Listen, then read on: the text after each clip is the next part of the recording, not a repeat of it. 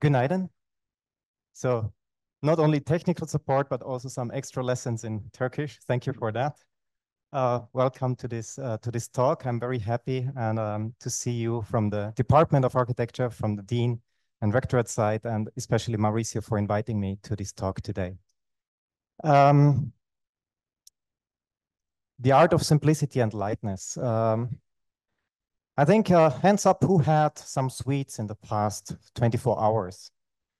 I guess most of us, and when we were kids, probably we had lots of chocolate and sugar and so on, and we were like kind of addicted to that. And so over the years, you start turning this page and to read about the nutrition information that you have on the backside of this bar, and you learn about all the sugar that is included there, the artificial ingredients that might be there, these something numbers that are listed there, all of these ingredients, and you learn about them, and you might think, okay, maybe I should reduce sugar, maybe I should reduce chocolates because I know what's inside. And with this bar, it should be similar. So with this bar, we also can measure what's inside, and the question is not necessarily nowadays if we want to use it or if we can use it, but rather if we should use it. So in 1972-73, the Club of Rome met and provided this study on the patterns of and dynamics of human presence on Earth, and how with business as usual, within the next 100 years, our planet will react on the inhabitants of the planet. So this was more or less when I was born and long before most of you were born. So they published this book, The Limits to Growth, beautiful book.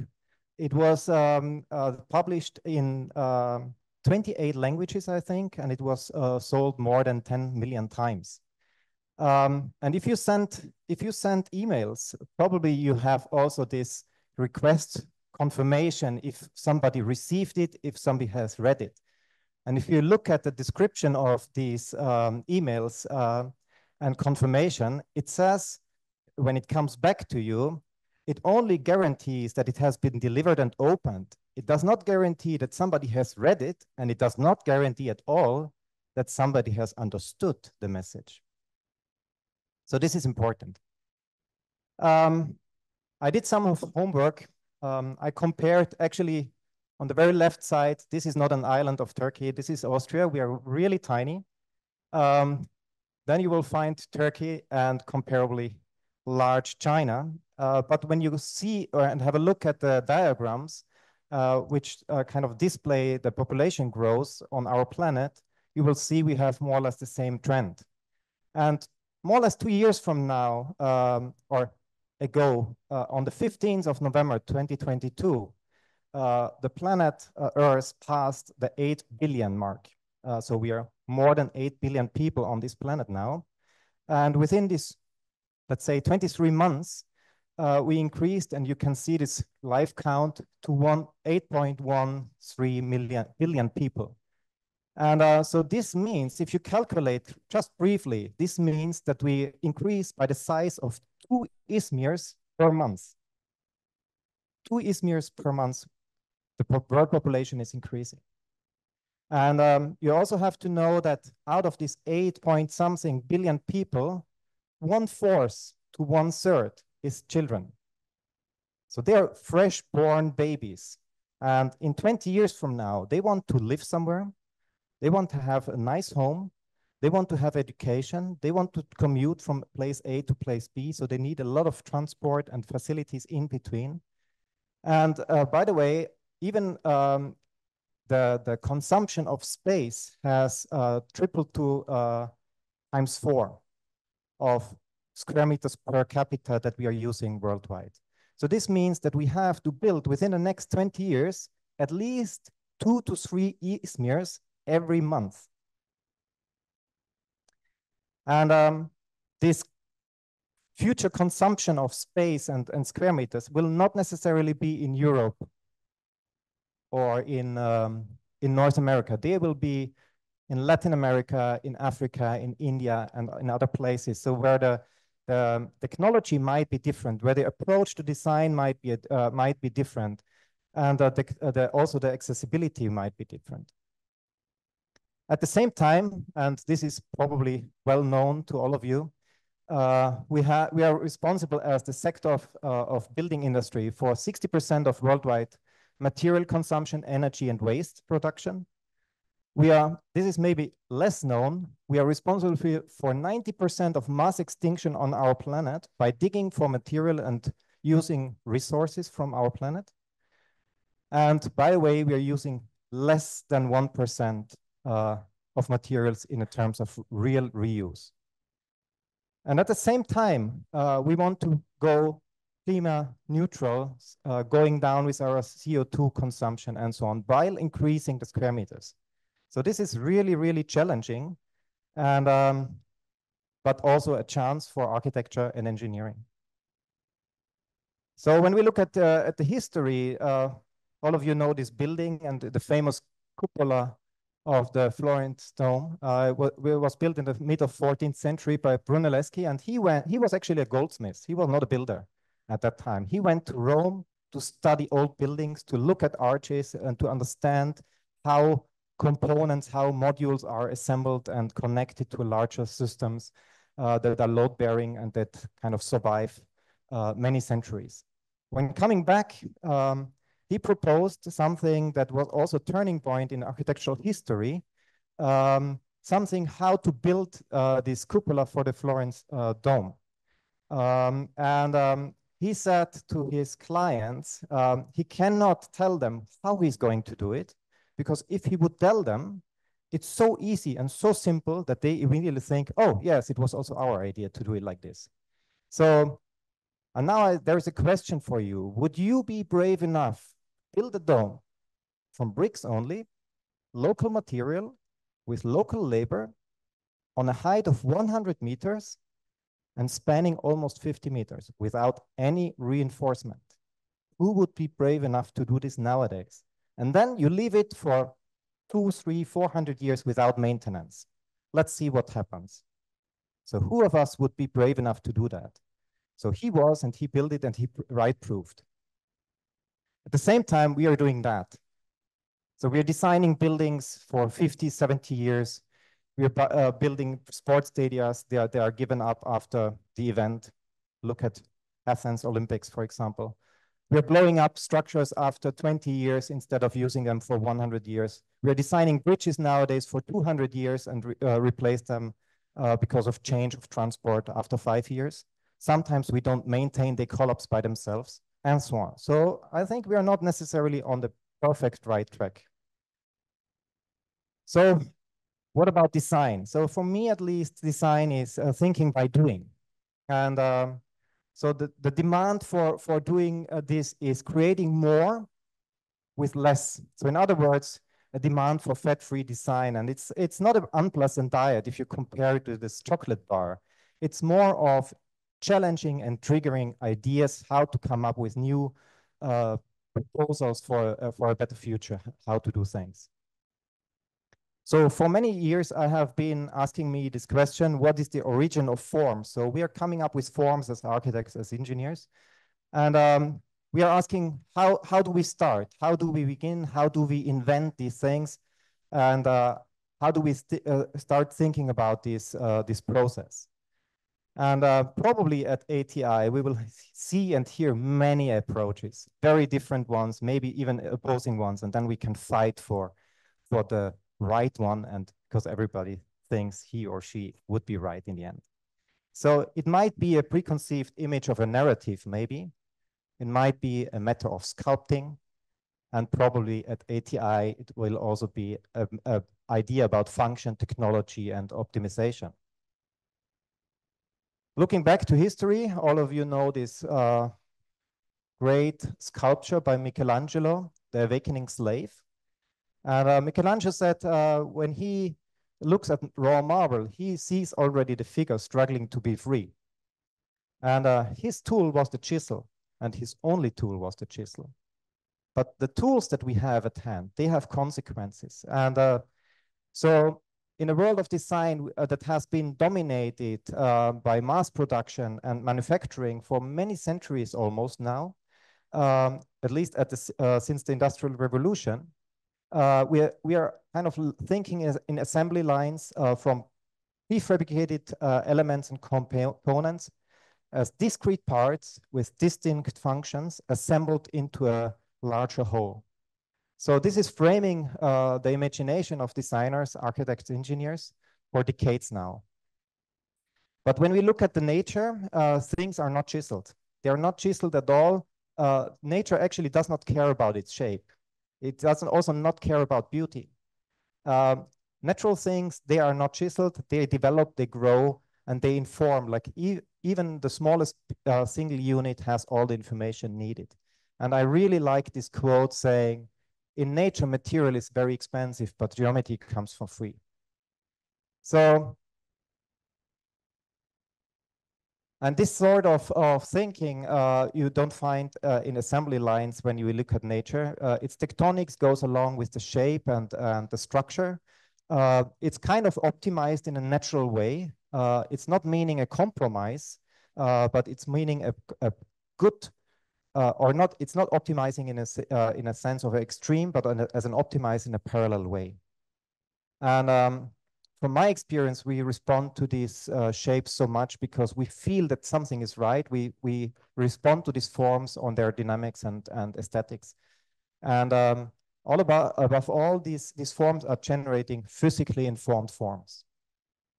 So over the time, I developed a set of design tools for myself that are inspired by nature and optimized by natural processes. And the pioneers of such design approach, they are quite few. So we will find Bucky Fuller, Friotto, of course, Sergio Musmeci, and Bauersfeld, who I admire a lot.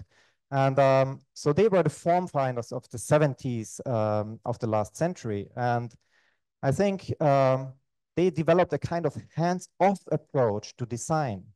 But at the same time, they had a hands-on approach in how they are dealing with it. And I think they are better design thinkers because they were makers.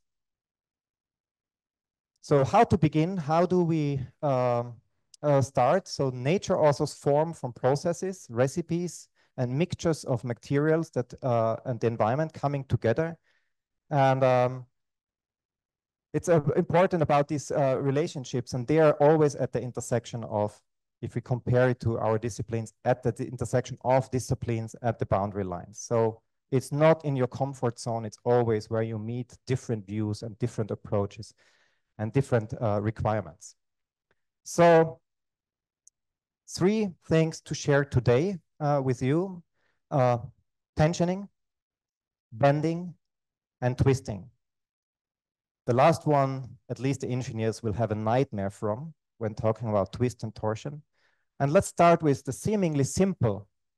Let's think of what kind of technology we are using, how much of high tech and how much of low tech we use as ingredients for our buildings, for our designs, and to come up with more by using less. So tailoring. My mother actually was a tailor, and I was really admiring this process when she cut from a simple plain surface something in a very specific pattern, put things together, and it was a 3D envelope in the end that perfectly suits your body. And this is me hanging from this tree, installing a 200 square meter membrane structure. It's actually cotton, and you roll it, you put it under your arm. It's super lightweight. And as soon as you unfold it, it opens also this beauty and integration into nature, and it's pure form. So there is no part which is the structure. There is no part which is decoration or design. Everything is included in this one shape. And dealing with these kind of membrane surfaces and minimal surfaces, during my PhD, I really fell in love with this one. This is the catenoid, and the catenoid is the only spatial shape that can be a minimal surface at the same time. At least so far we know in research. And so investing that these catenoids, I came up with some until then unknown relationships, proportions, and aspect ratios, how to deal with them. And then I was thinking, how can we apply this to our built environment? How can we inform people? How can we show the potential of that? And this led me to some installations that might be more artistic, to some real projects that we built and designed for companies. And I think these spaces that we developed from this point on were very different in their structural behavior, in their shapes, and especially in their atmospheres. I also love model building. I think many of you might think, okay, this is outdated, this is old-fashioned, he's an old guy. Who needs physical models nowadays? We do everything in our computer, in our digital environment. I'm not so sure, and I think there will be a renaissance of physical modeling quite soon, if it's not already ongoing. And so these were this set of physical models, and we built many of them for this case study. And by keeping them in our shelves, at a certain point, I realized that they are deforming. They're deforming because of this interaction of tension and compression of these very slender plates and so on. And the engineering part of me said, okay, it was simply not stiff enough. So the plates were not stiff enough. They should not have this bending and so on. The architect in me said, okay, this is really interesting because maybe it's a sort of tensegrity structure. It's an interaction of components of, you can read the shape as an interaction of forces and spaces. So we started again with these two plates kept on distance with several legs that are blocking each other. If you do it right, you can keep them in whatever position and they will always find an equilibrium shape.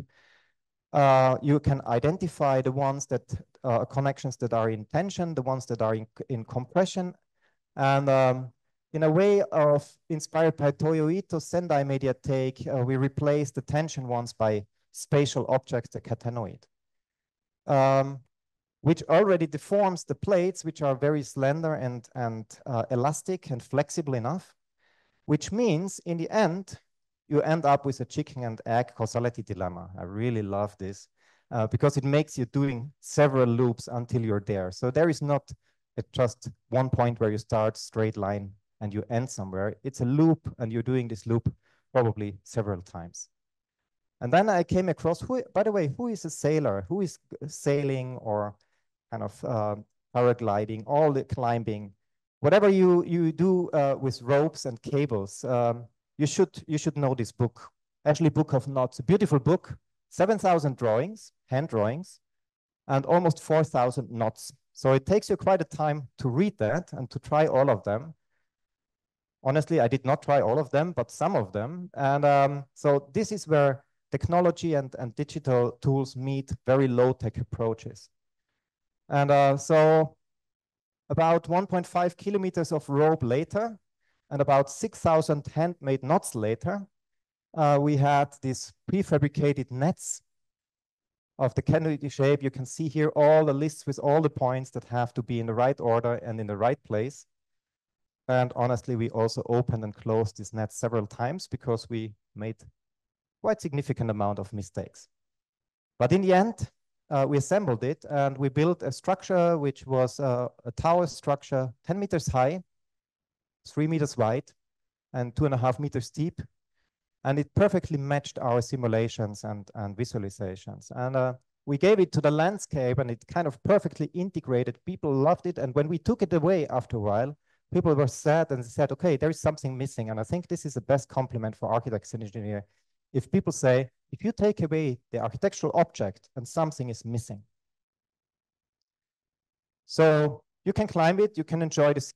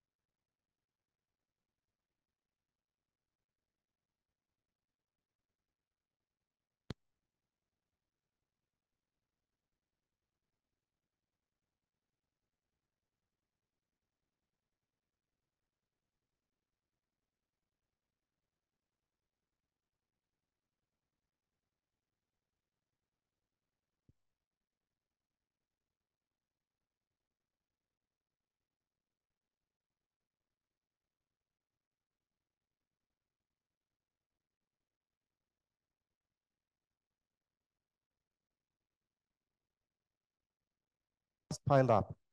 So we did some design experiments, some physical prototyping, some digital tests, and you can see as soon as you open the boundary, it will fall apart. And then we tried to save as much as possible material. So we nested all the pieces on planar surfaces, cut only by straight line strips, and then went into fabrication for these doubly curved surfaces, and including these ridge lines, including these intersection lines, everything is only piled up, and it was assembled within 2 days by 2 people. So what you see is not connected at all. It's just piled up and it's self-interlocking. Okay, the Pringle. Most of you, I'm going from chocolate bar to Pringle now. The Pringle, probably you know it, is a very nice shape also geometry-wise. It's a parabolic, hyperbolic paraboloid. And it's made in this shape because the manufacturer of these chips, Pringle chips, wanted to have a shape that if you drop the package, the chips will not break so easily. So it's a very, very sufficient and efficient shape, as we know, but we thought, okay, is there another way of how to develop, how to generate such a form, except the ones that we already know by straight lines or by shifting parabolas. So what started actually with a competition for a membrane structure for Guatemala in 2009 kept me busy for almost 10 years. So this is, I will not go into detail. It's just to show you how long things can take and how many detours you have to make until you reach to a point where you start understanding and where you really get into something that is worth sharing with people. So usually what we do is when we think about bending and this sort of shapes, for example, conical shapes, we use very thin metal sheet or paper even. We cut something like this annular ring and we cut away a piece and we fold it into a cone shape. And it's a quite easy process and easy to assemble and quite efficient shape that you can make from that. And what we did under the lead of Rupert Malecek, who was a colleague of mine at the Structure and Design department, that many years ago, probably we built the largest ever built structure from paper only. So this is 1,200 cones, double cones, assembled into one structure, into one shell structure, spanning 75 square meters, really, without any reinforcement, just paper. And what is much more important than all this hard fact is the amazing, awesome light effects that it created. It's like, for me, it was like being inside a glacier and having these spotlights coming through the material. If you do something that is maybe a bit counterintuitive, if you, instead of cutting away, add material to this annular ring, you actually end up with the Pringle. So this is something what we call frustration of material. So you add material and it cannot, by the shear effect, it cannot stay within one plane. So it pops out of plane, it generates by itself a 3-dimensional form, and you cannot design this shape. This shape is a gift to you. So you do the process, but the form and the shape comes as a gift. So, but this was not enough. What we wanted to know is, if we have this Pringle shape, can we fill it with some surface? And in my case, with a minimal surface, you can see it as a soap film here, very low-tech approach again, that perfectly aligns in its tangent with this boundary frame. So you can see the boundary frame is leaning inwards and outwards. It's kind of tilting and twisting around this shape. And can we find how much do we have to add to this annular ring to have this balance between infill and frame? So we tried that and we messed it up. So we did that, you can see, with a lot of students like ants working on this project, and it was simply not possible to get the shape under control. It had a huge rolling effect. So whenever we wanted to close it on one point, it started roll to somewhere else, and we could not block the geometry. So this gave us a lot of lessons learned, and it made us busy for 1 more year, but never give up. Same place, almost same people, new set of students. Similar annular ring made from plywood, 3 layers, very thin, 6 millimeters, times 3 overlapping to orientate the fiber direction. And again, taking out this Ashley book of knots, because as you know, maybe from climbing or from sailing, the knot is the weak part in a cable or in a rope. So the knot reduces the tensile strength of a cable by 50%. So you should not put knots into your ropes if you want to be safe. So we looked for a specific knot that is self-intersecting, and actually this is all one piece. It's just using this twist of the material, and we inversely rotated that to open it and to self-intersect. So all the fibers are continuously working, and they have no incision, and we have not this high loss of capacity of the material. And as you can see, in the end, we managed to do the shape. It perfectly aligns tangent-wise with the frame, and it creates a very, very beautiful space to sit underneath. It does not provide necessarily much of shape or much of protection, but it's more a concept. So what we did experimentally, because at that time we did not have the engineering skills ourselves, and we did not have the brave enough engineers at hand who could do that. But some years later, in 2018, Jarkko Niranen and Sama Shasat, they took care of this structural mechanics approach.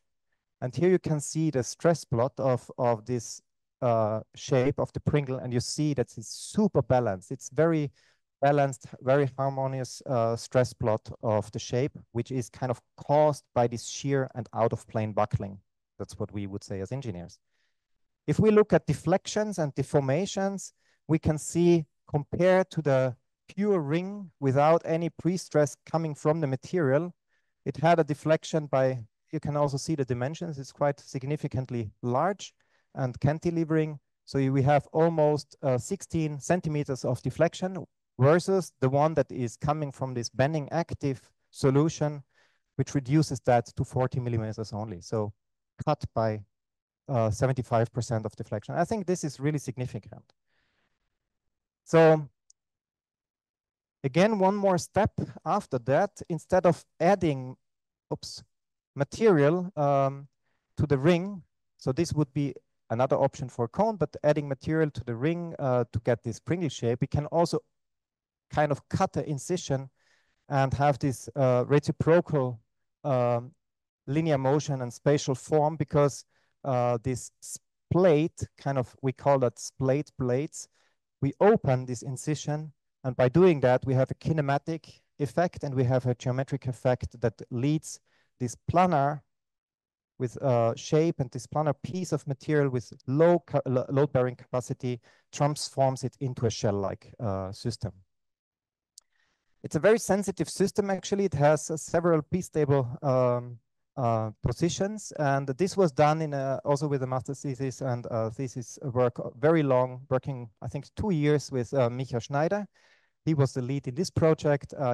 He's very, very precise in everything he does. And he managed to find out how much is the maximum that you can open that, what is the maximum that you can do this incision, what happens stress-wise in the plates, and how would these stresses distribute. And it gets these flower-like stress lines here that we can see, and it makes a really big change if you change this incision just by a small deviation. So here we can see the physical experiment, and you can see that there is also a different solution, which is laser cut. And you can see this one actually, how much the impact is of only this small detail that we have here. And we know to punch out a circle is not the solution. This is the traditional engineering solution. Don't believe everything that engineers tell you. Always question this thing, but you have to question if you can come up with something better or an alternative. It's not the way of saying, no, I don't want this. It's kind of, you have to go into the dialogue and argument with these people. And we know from Klaus Mattek that there is different solutions. And in our case, we tried an anchor-like one and a drop-like one, which led us to significant changes and stress reductions by keeping almost the same shapes. Here is some experiments in small-scale modeling with different shapes. Also, the overall shape has great influence on the performance. How you put this incision line defines the shape that you can generate. and so on. All right, so we can bend this material, these plates, and as we learned also from Bucky Fuller, we can also do that with strip-like material, very long strips. And this is a design for a client quite close to Innsbruck. It's a area, recreational area, lift station, and they have an alpine coaster. It's like a roller coaster where you go down to the valley in high speed on hairpin turns. It's a lot of fun, and it's called Alpine Coaster. And you go up to 50 kilometers per hour sitting on this device. But it's quite shaky at the same time, and the reason is because they made all these curves from circular bent pieces and straight lines. So of course, to reduce costs, but if they would have done it as a geodesic line, it would be a very, very smooth ride, maybe even with more speed and more joy. So we started again with, I'm kind of like, I have this minimal surface infection, I would say. So we defined some few control points, looks like a folding. We replaced this folded structure by a Catmull-Clark algorithm creating a quad mesh, which we can pre-stress in uniform stresses in all directions. So it generates a minimal surface in that sense. And then we started to populate this surface with geodesic lines. And these geodesic lines, all of them are straight lined pieces. All of them have the same dimension in length almost, but also in width and thickness. And so it's very easy to prefabricate, to assemble, and to make everything ready for, in the end, a very low-tech assembly process, which is locking this geometry, where you start from the top of the structure and you assemble, and by assembly, it's self-erecting, so you don't need any scaffolding, you don't need to work on great heights. It's a safety issue, especially also if you work with students and unskilled workers and so on. So the hard facts again, 75 strips, 500, so half a kilometer of total length, and we got all the material as a waste material. So this was not bought. We didn't have even the budget to buy it. So this was coming from facades. So we found a building site where they put this kind of plywood facades, and this was the cutoff, which we transformed into this structure.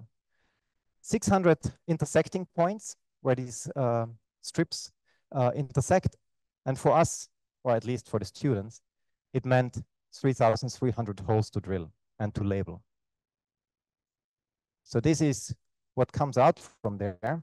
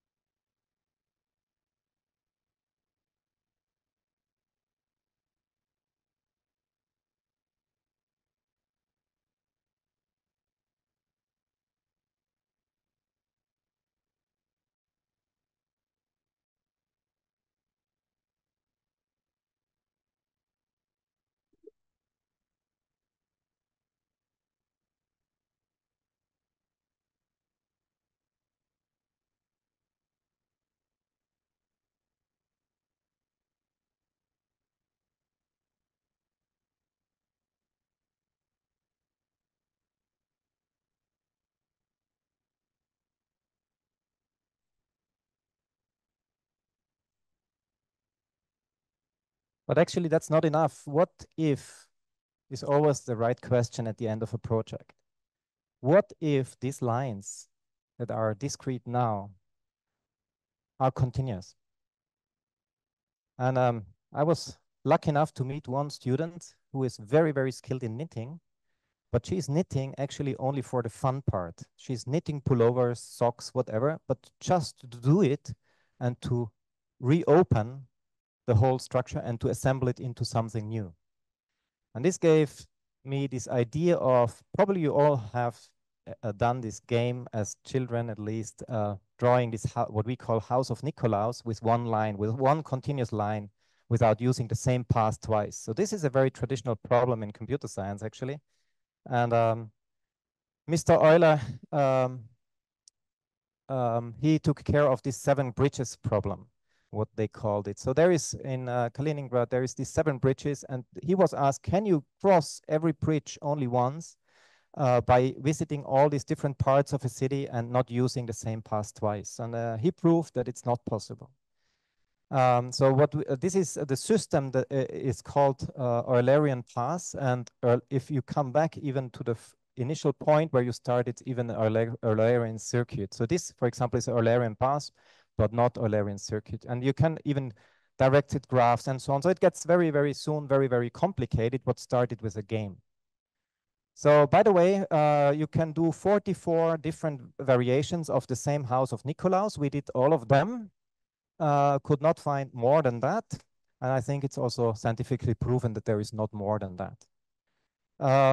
But it's not enough to do that, House of Nikolaus. So the question is, can we go from this very simple quad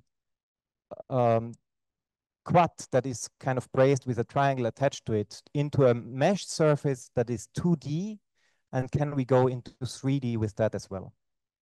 And this was the question 1. The question 2 is, what if we apply real world materials to it? So what if we apply a strip profile to that House of Nikolaus, or a rod profile, and what would it be in the end as a shape, as a physical form? So this is some experiments with different paths resulting in a relaxed state in different patterns, and some of them even going into a 3D shape. This was done mainly by Moria Schwarz, who left university recently, and I'm really sad that she does not continue on that with the PhD. So if you want to do one, you're happily invited. It will be a pain for several years for you. But very satisfying at the same time, because you find also very, very nice shapes that you would never expect that they would pop up. And if you compare it to our physical models, we can write proof that we are doing the right way of simulation with that, which is not an easy task because it includes physics engines and so on. But the more challenging point is, what happens if you go from 1D or from 2D to a dome-like or a vault-like structure, but if you go really into 3D, then you have these points where you have, it's a necessity, geometrical necessity for meshes to have this odd number of vertices. And there you cannot find Eulerian circuit, not at all, but also not Eulerian path. So what you have to apply is called the Postman tour. So you have to go some of the edges twice.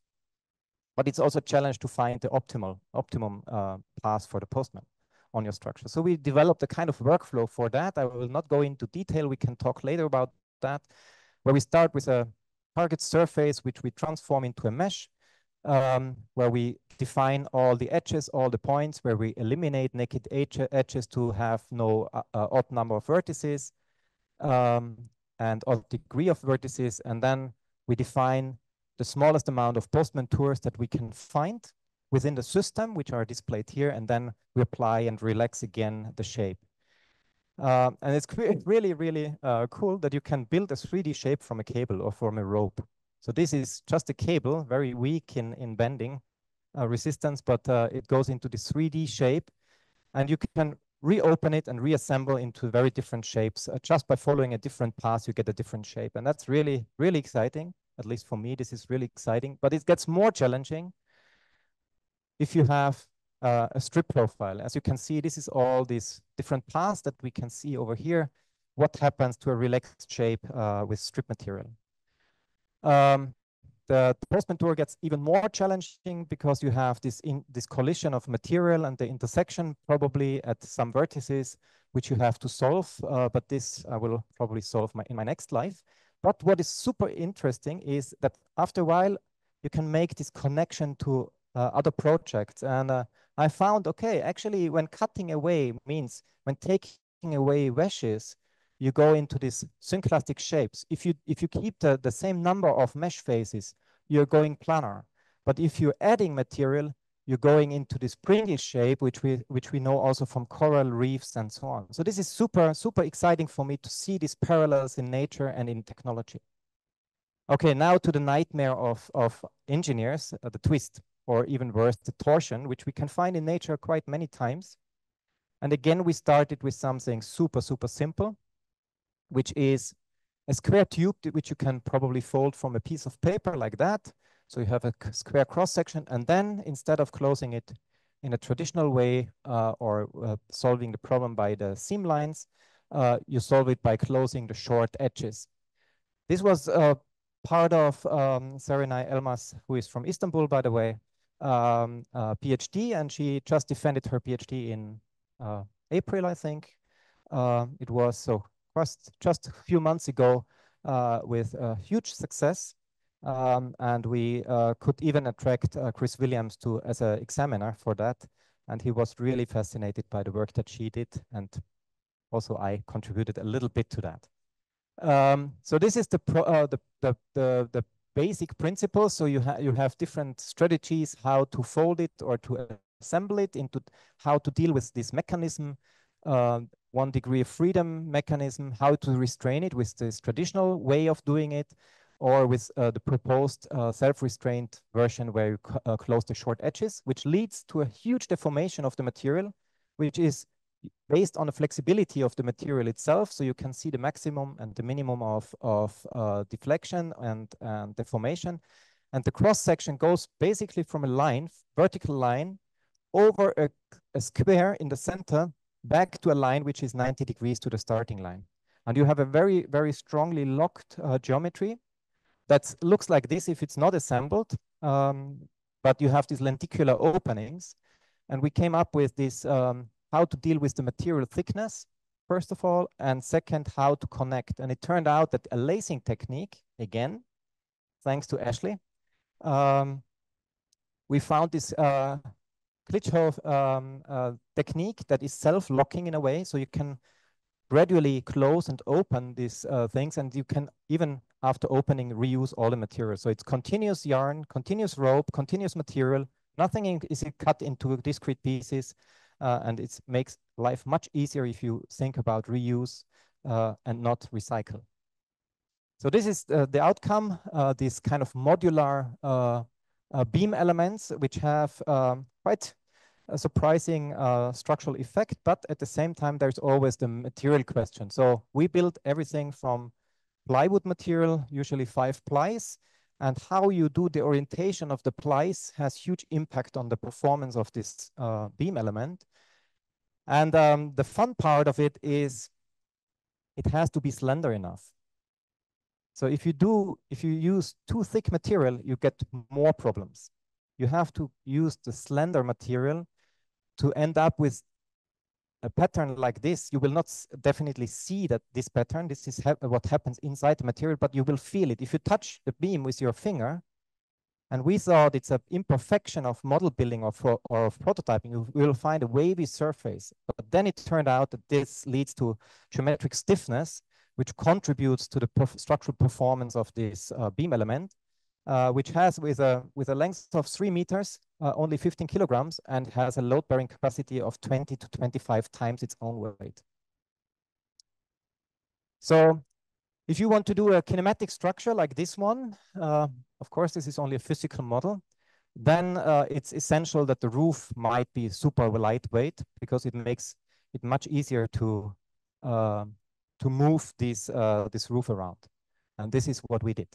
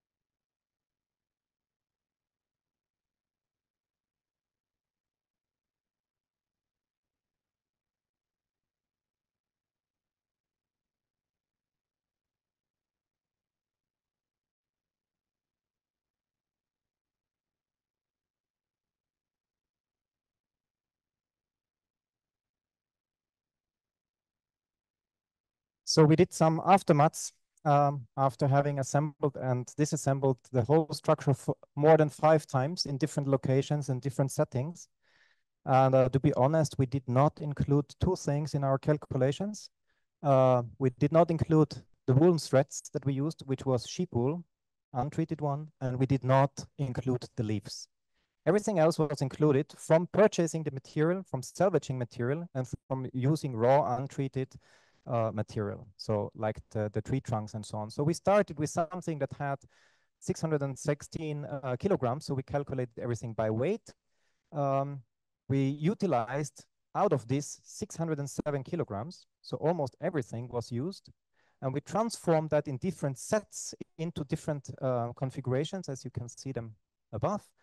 And out of this process came almost 600 kilos, 591 kilos of reusable material that we are still using by disassembling, by using some of the components as for load testing or different configurations, also for later experimental structures.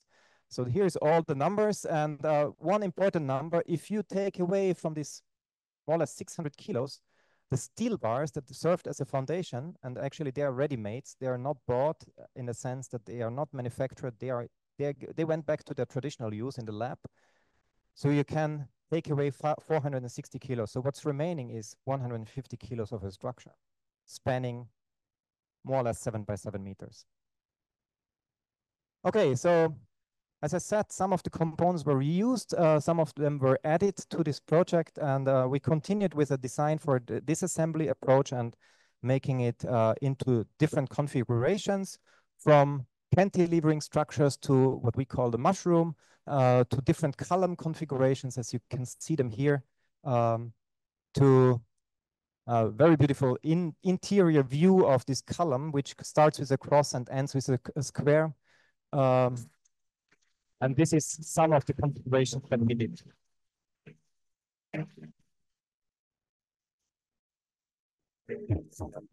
By the way, there's something also as an overall geometry and the overall structure, because the hinges, they counteract because they are always crosswise.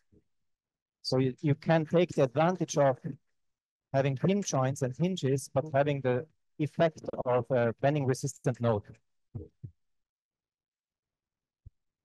So I think I have a couple of minutes left. Thank you so much.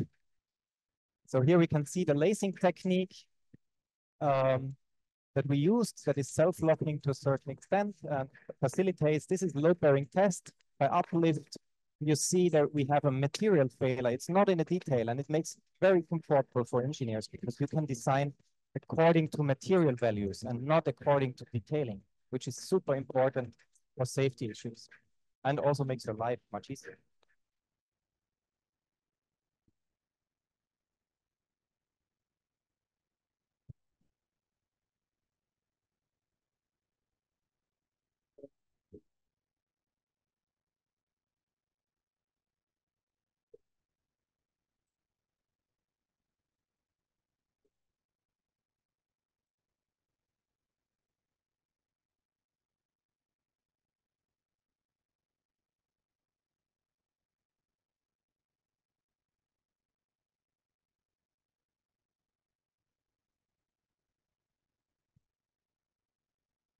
So, and where does this lead to? So we all know these famous grid shell structures, from multi-Halle Mannheim to well, and downland grid shell to asymptotic grid shell that was built by Eike Schling in Germany, in Munich. This one we have seen, the geodesic winding that I have presented, and many others. And what you realize, some of them have regular patterns, some of them have irregular patterns, but basically they are repetitive. Usually they are repetitive for the sake of manufacturing, for the sake of assembly, ease of assembly, and so on. But actually, again, this what if question, what if we could combine those? What if we could combine this geodesic approach with this asymptotic approach? And all of the people who I met told me, oh, okay, this is not possible because the rules for the geometrical rules are so different. Because geodesic is tangential to surface and asymptotic is perpendicular to surface. So how would you combine that? It just makes you a headache. So it's not worth trying. But then we found a guy who really did that for centuries, I think. It's this one. He did that. He has very slender strip material and he puts them onto the surface in a tangential way or in a perpendicular way. And in between, he uses the twist to mediate between these two necessities. So you have to have this 90-degree twist in between. So two of my young colleagues at the department of the Lightweight Structures Unit, Ferishteh and Mohammed, they are working on that from a bit different viewpoints, how to integrate twist as a design driver and to combine different patterns that can be tailored. But because by this approach, we can kind of influence as architects, where do we want to have geodesic, where do we want to have asymptotic? But the question is, why would we like to have this or that? It gives you different densities. It gives you a different way of how you interact inside and outside environment. It gives you a very different effect in terms of stiffness and so on. So you can really targeted use these methods and then you apply it into larger structures.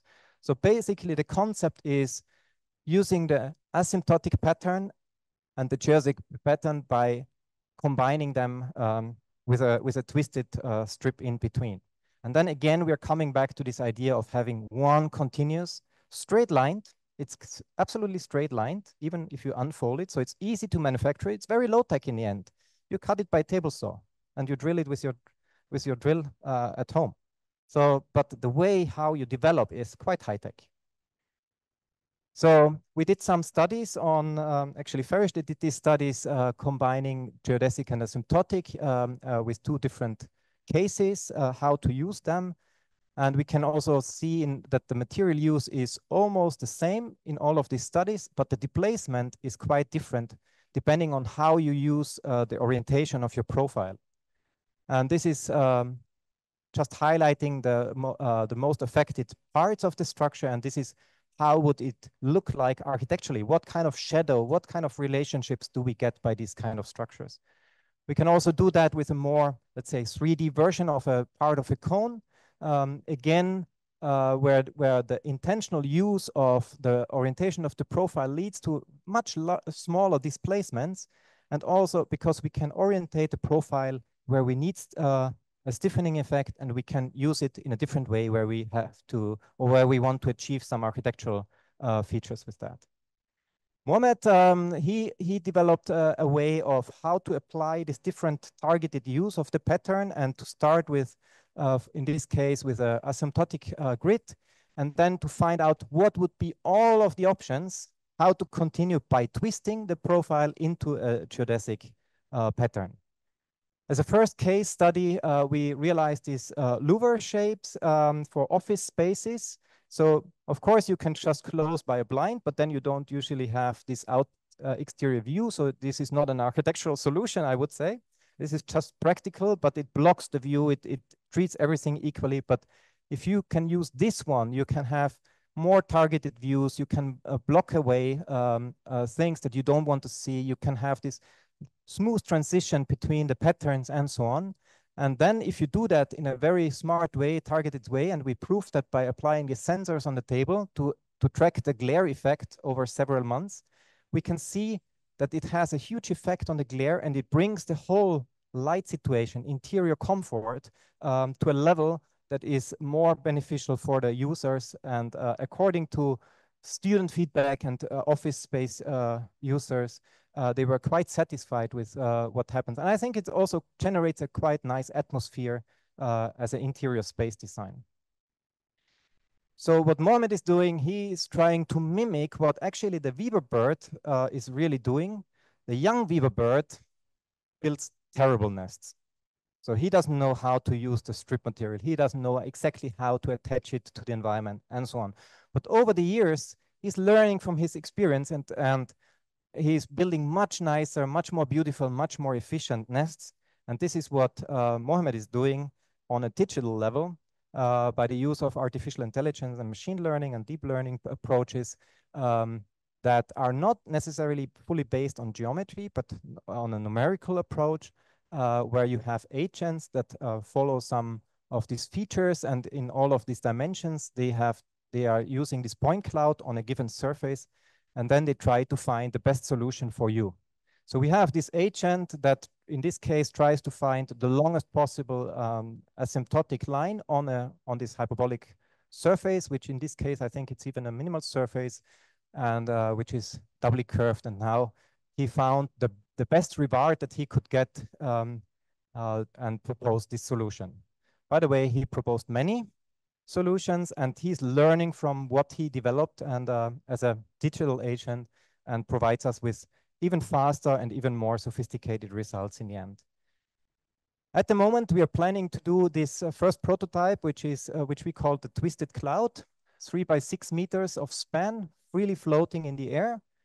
Coming back to this idea of this kinematic pavilion that we built, which is relying on 6, in this case, only cables, freely flying carpet, I would say, almost combining these different patterns depending on what we wanted to achieve.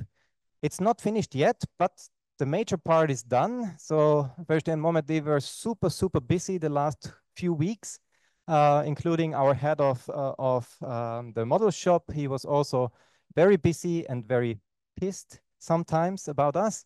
But in the end, we managed to assemble everything, because also the assembly sequence is quite a challenge, I have to admit.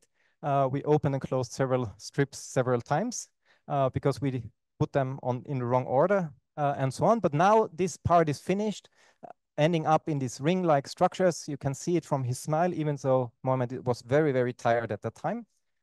And we also performed a laser scan with 5 million points per second. So highly precise. So basically we capture every millimeter on the surface. And this is an overlay of our simulation, of our simulation with the real scan of the real structure. And it's, I would say, sufficiently nice matching. And it will be realized within the next 2 weeks, I guess. From now, I will update you on that. So to wrap up, I think, yes, it's urgent. We need to do something. The good news is we have huge impact on our environment with the building industry. If we come up with new ideas, with new proposal, we should change. We have to do some paradigm shifts, I would say. We should not only ask, can we do that? We have to ask, should we do that? And if we do it, with what kind of technology and with what kind of approach should we do that? And if you find students, actually coming back to this one again, and we have to make sure that people read, that people understand, and finally act accordingly. So just getting this feedback of the red confirmation is not enough. We have to go beyond that. So if you have a student group, and this is first year bachelors from last summer semester, and the idea was, the task was to give them a historical kite, which is this monoplan kite, to rebuild it with quite a large span. I think it's 3 meters span, to find out about the detailing, about the lightness, and so on. So this was the task, but they tried to challenge me actually in the end. And they said, okay, we will not only rebuild it, we will improve it. And nice attempt, and let's see what they did. Hey, wir haben unser TWL-Thema bekommen. Was ist das? By the way, kite, the German name is Drachen, which also means dragon, just for your information. Einen Drachen. Ich habe da eine Idee.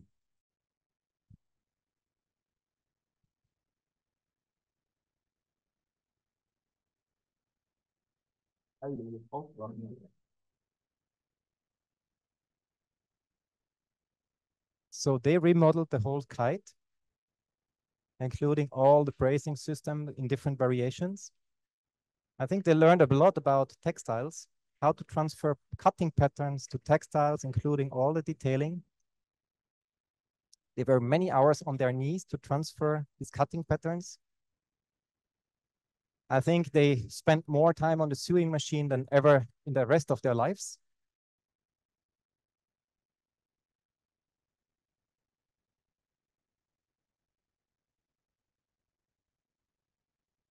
We learned about detailing that is made for disassembly, easy to maintain and easy to repair.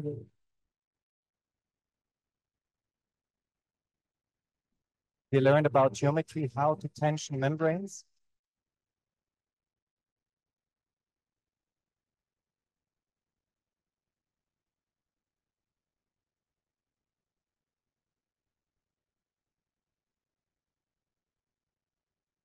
We learned about stiffness and flexibility. By the way, the whole flight was less than 2 kilos. Oh man, we were working during nights. Without fresh air. Oh, endlich wieder Sonne. Zeit, den Drachen steigen zu lassen.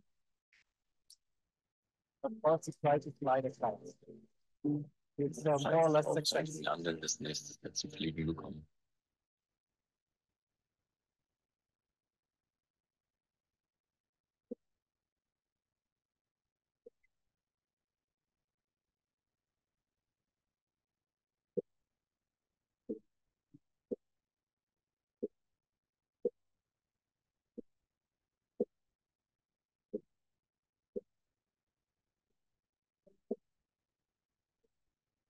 learned about graphic static, simulated structure.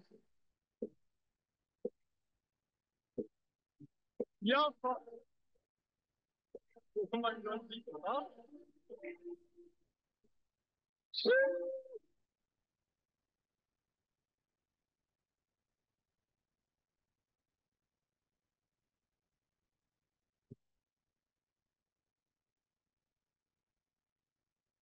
So I think classrooms in future should look more like this, of collaboration between disciplines, of teamwork.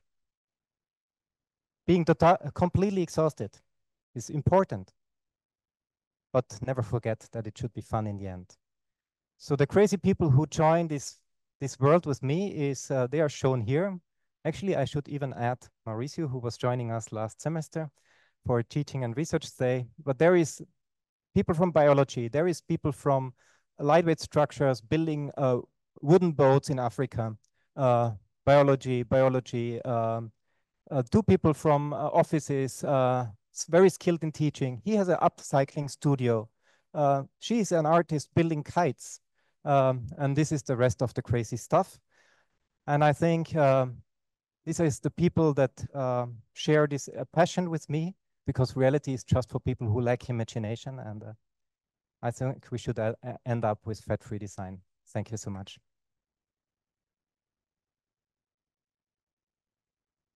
So if there is questions, I'm happy to answer, but probably you need coffee first. Wait. I think we will have time for one question from the audience. Thank you very much. It was really very inspiring lecture. So we'll have question for room for one question. Günther is going to stay with us for these 2 days. So of course there will be time for you to come and ask and talk to him. Trust me, he really loves what he's doing, as you could see here, and that is always very interesting. So is there any question now? Utku, someone is going to give you the microphone there. Just pass it. Hello. Hi.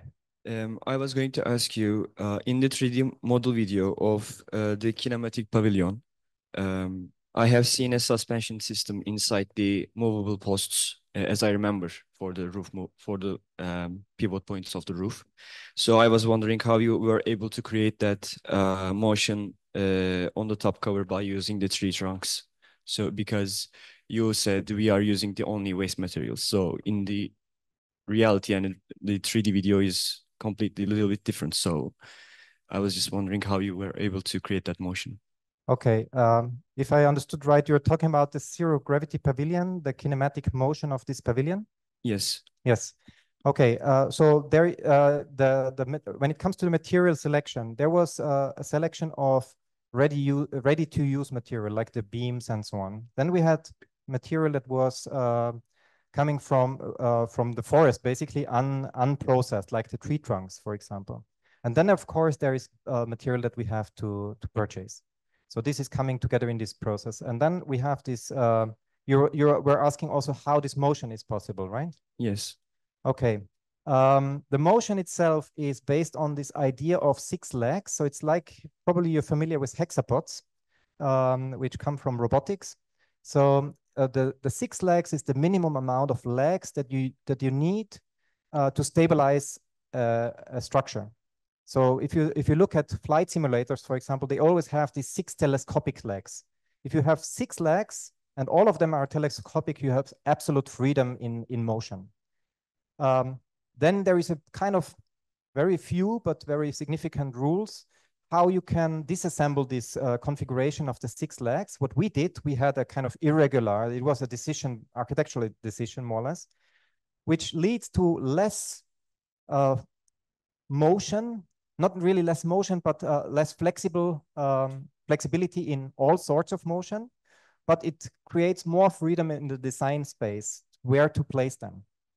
And then because of money reasons, we were not able to have all of the 6 legs as telescopic, so we selected one. And we did, I don't know how many variations of the same thing, and we decided which one would be the right one to have this motion. So we extended the lengths, because they have all the same lengths, by 0.5 meter and shortened by 0.5 meter. And this caused the motion. And then we did some structural analysis, which was also in the video, to see, because some of these legs go from compression to tension and vice versa, how they are loaded, how would be the force peaks and so on. So what would be the best fit from a structural sense, but also what would be the nicest one, which provides a really cool motion. So this is how we selected the one that we activated in the end to move that. And wherever you stop this motion, you will find a stable configuration. So this is always self-locking only by these 6 legs, without any triangles. Yes, you're a good observer. Yeah. Thank you. Thank you. Thank you very much for the question. And I would like to now give you our present as a thank you for your wonderful lecture.